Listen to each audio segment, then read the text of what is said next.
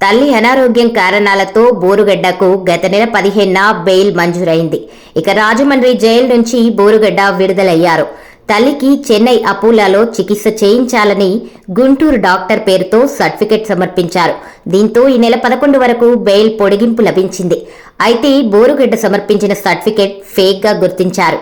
Borugadda Anil phone switch off కావడంతో ఇప్పుడు Borugadda escape వ్యవహారం సంచలనంగా మారింది. కూటమి ప్రభుత్వం ఏర్పాటు తర్వాత బోరుగడ్డ అనిల్ కుమార్ ను గత అక్టోబర్లో పోలీసులు అరెస్ట్ చేశారు.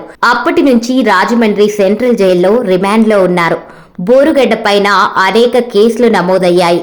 కాగా పలు కేసుల్లో బెయిల్ వచ్చినప్పటికీ అనంతపురం 4వ పట్టణ పోలీసులు నమోదు చేసిన కేసులో మాత్రం బెయిల్ రాలేదు. తన తల్లి పద్మావతికి అనారోగ్య సమస్యలు ఉన్నాయని చికిత్స చేయించేందుకు వీలుగా బెయిల్ మంజూరు చేయాలని కోరుతూ గత నెల 14న బోరుగడ్డ హైకోర్టును ఆశ్రయించారు.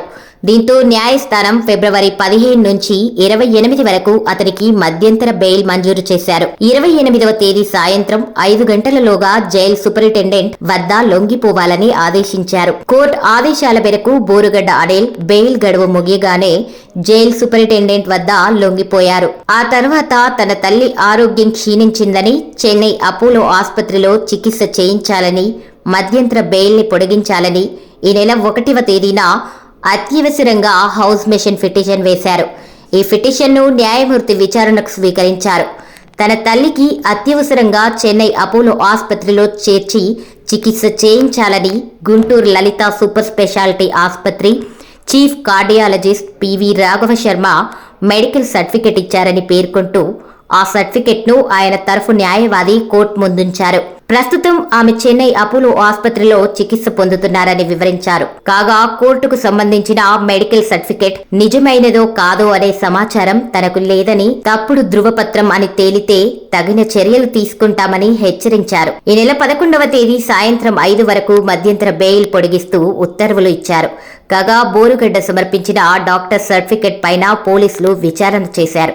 స్పెషల్ బ్రాంచ్ పోలీసులు రంగంలోకి దిగడంతో అసలు విషయం బయటపడింది.